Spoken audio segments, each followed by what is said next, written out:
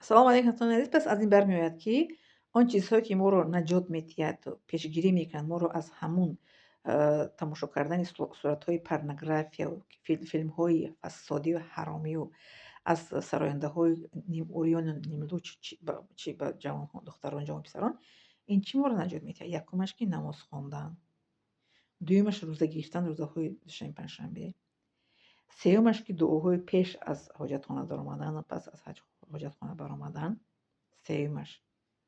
Дидед? Ҳамин се чиз моро наҷот медиҳад. Се чиз. Ин чизҳое, ки наҷотдиҳанда аз дини ислом аст.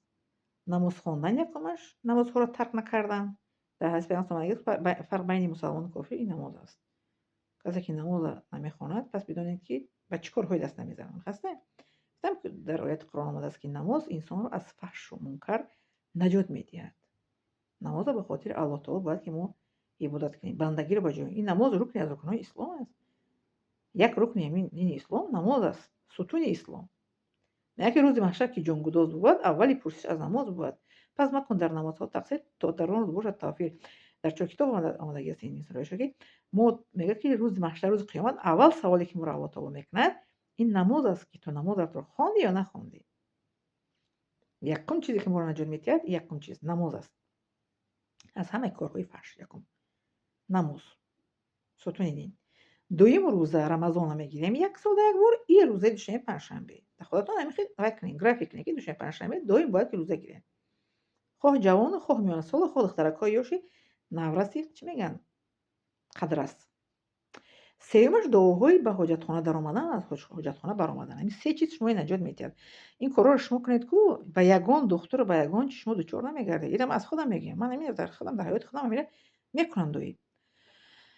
дуои ба ҳоҷатхона даромадан бори дига ба шумо мегӯям, ку бисмиллаҳи аллоҳумма инни аъузу бика минал хубуси вал хабаис. Мехонем, пои чап қадим медароем.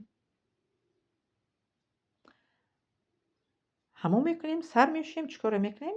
Гап намезанем. Дар ҳоҷатхона баъд ҳоҷатхона баъзе духтаракҳо бачакҳоро ман мефаҳмам, дар Тоҷикистон бо ма гуфтанд, телефон қадим мераванд ҳоҷатхона, туалет, телефон қадим ҳоҷатхона, туалет рафтан тамоман мумкин нест аз нуқтаи назари ислом.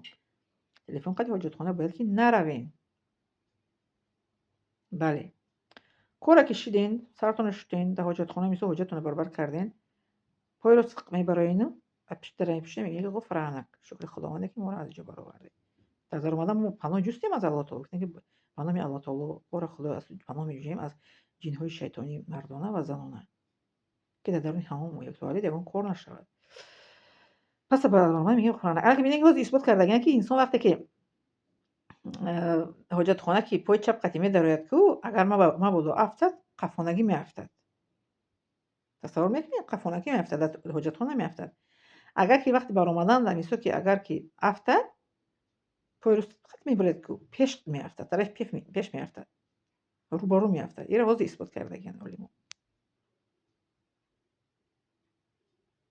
барои ҳамин моро наҷот медиҳад. Мегӯяд, ку дар бисарои шеъри Зиёрати Динӣ, ки мушкилкушоям Қуръон, ҳаст роҳнамоям Қуръон. ҳоҷатбарори ман ӯст, раҳматнисори ман ӯст. Ман хоҳам аз худованд, Қуръон диҳад маро панд, панди ғайри қуръонӣ бар ман орад нодонӣ. Ҳамин аз Қуръон дур шудан, аз намозу аз рӯза дур шудан аст, ки одамонро нодон, ҷоҳил кардааст, ки ба ҳамин корҳои ношоям даст мезананд. Ҳамин корҳое, ки оқибаташ ба бадӣ бурда мерасонад. Бадӣ чи астае? Бадӣ корҳои ҳамин урён тамошо кардан, бадиаш чи астае? Импотенсия, безурётӣ, оқибати ҳамин корҳои чӣ мегӯянд худризоӣ, мастурбатсия, импотенсия, безурётӣ, бемориҳои рӯҳӣ, депрессия, стресс, аз худ боварӣ бер шудан, ба худкушӣ даст задан, ҳамин ҳамеша оқибаташ. ва чӣ? Аз дини ислом дур шудан. оқибаташ инсонро бурда аз дини ислом дур мекунад. ва бинед, ки ба масиҳӣ мешаванд, баъд зардуштӣ мешаванд, баъд баҳоӣ, баъд чӣ мешаванд. Ҳамин сабабаш ҳамин аст, ки аз худованд дур будан. Касе ки робита бо Аллоҳ таоло дорад, ку Аллоҳ таоло бандаро бо обрӯ мегардонад. аз чӣ мегӯянд, бузург мегардонад инсонро. Чӣ гуна бузург мегардонад? Аз ҳамин корҳо инсонро чӣ мекунад? Сабаб мешавад Аллоҳ таоло имон овардани ба худованд моро аз ҳамин корҳои бад дур мекунад. бале, зикри Худованд Аллоҳ таолоро бояд зикр кунем, дуои саҳарбегоҳ ҳастааст, саҳар бояд дуо бихонем, бегоҳӣ бояд дуо бихонем. Пас аз намоз мо дуо мехонем ку 33 бори астағфируллоҳ, субҳаналлоҳ, алҳамдулиллоҳ, Аллоҳу акбар мегӯем як бор. Дуо мекунем пеши Аллоҳ таоло пас аз намоз. Баъд аз намози бомдод инто ки хонем шидем, бояд оятал курсиро бояд бихонем ҷудогона. Бо дуоҳо ҳастаем, мисол мехонем 100 бор субҳаналлоҳ биҳамди, 100 бор астағфируллоҳ ва атубу илайҳ, 100 бор калимаи тавҳид ла илаҳаиллаллоҳ ваҳдаҳу ла шарика лаҳ, лаҳул мулку ва лаҳул ҳамду ва ала кулли шайъин қадир. Бисмиллаҳи лазӣ ла ядурру маъа исмиҳи шайъун фил арди ва ла фис самои ва алим. Радиту биллаҳи раббан ва бил-ислами динан Муҳаммад саллаллоҳу алайҳи ва саллям. 3 боре мегем. Салавот пайғамбар Аллоҳумма салли ала саййидина Муҳаммад 10 бор мефиристем. ҳасби Аллоҳ ла илаҳа илла ҳува ва алайҳи таваккалту ва раббил аршил азим 7 бор мегем. Ин дуоҳое аст ки мо саҳар бегоҳ мехонем. Инҳо даруни моро чикор мекунад? Ба қувват ба амри Аллоҳ таоло мегардонад. Зикри Худо мегӯяд дар ояти Қуръон ки аъузу биллаҳи алла бидикриллаҳи татмаиннул қулуб. Магар ки бо ёди Худованд дилҳо ором мегардад. Бале. Бале, мо расонанда ҳастем ва шумо амалкунанда.